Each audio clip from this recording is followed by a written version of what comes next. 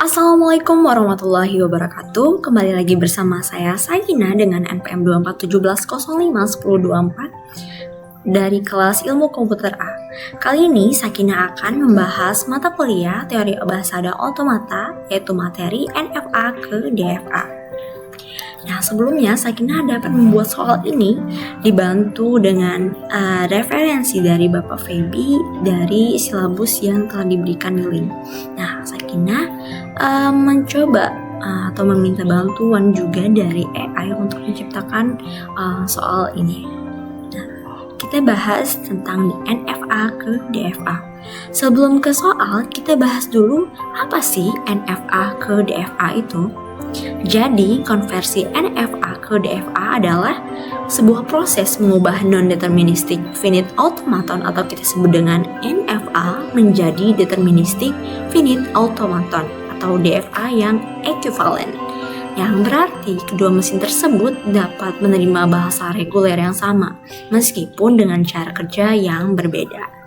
Nah, NFA lebih fleksibel karena satu keadaan dapat memiliki beberapa transisi ke keadaan berikutnya untuk input yang sama.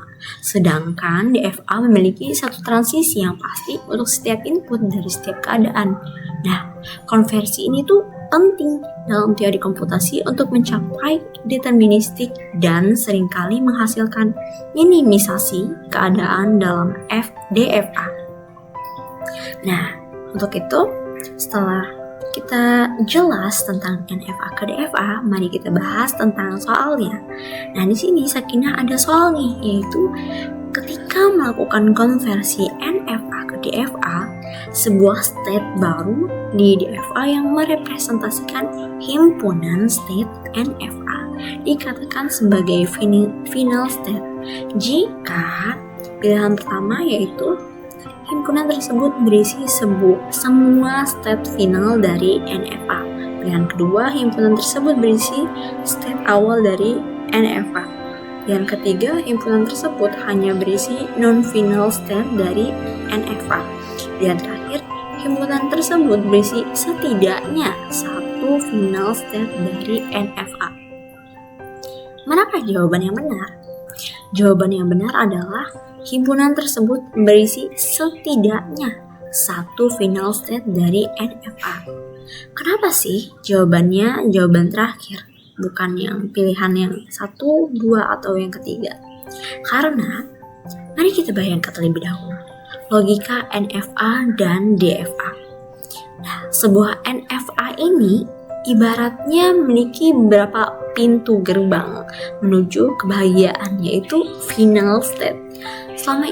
Selama kita berhasil menemukan satu saja jalur yang bisa membawa kita ke salah satu gerbang kebahagiaan tersebut atau final state tersebut, maka string yang kita proses itu dianggap valid. Nah, saat kita mengubahnya menjadi DFA, kita menggabungkan semua kemungkinan jalur ini menjadi satu state besar. State DFA ini pada dasarnya adalah sebuah tas, kita sebut saja tas, yang berisi semua pintu gerbang yang mungkin kita lewati di NFA. Nah, kapan sih tas ini kita anggap sebagai dianggap sebagai final state atau gerbang kebahagiaan tersebut? Logikanya sama seperti NFA. Jika di dalam tas tersebut ada setidaknya satu saja pintu gerbang kebahagiaan, maka tas tersebut sudah pasti bisa mengantarkan kita ke sana. Jadi, state DFA yang baru ini sudah bisa dianggap sebagai final state karena ada kemungkinan untuk diterima. Nah, kenapa opsi yang lain salah? Opsi yang himpunan tersebut berisi state awal dari NFA. Opsi ini salah karena keberadaan set awal tidak menemukan apakah sebuah string diterima atau tidak. Set awal itu hanyalah titik mulai, titik awal, sedangkan final state adalah titik penerimaan. Kenapa himpunan tersebut berisi semua state final dari NFA itu juga salah? Karena ini dianggap terlalu ketat ya.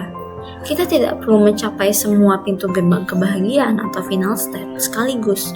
Cukup satu saja udah cukup untuk validasi. Pilihan yang himpunan tersebut hanya berisi non-final state dari NFA. Ini justru tuh kebalikannya. Jika tas tadi hanya berisi state yang bukan final state, maka sudah pasti nggak ada cara untuk mencapai kondisi penerimaan gitu. Nah, itulah kenapa pilihan yang benar jatuh kepada himpunan tersebut berisi setidaknya satu final state dari NFA.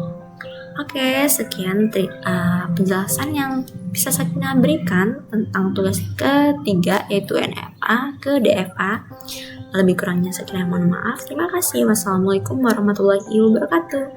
Sampai jumpa di video selanjutnya.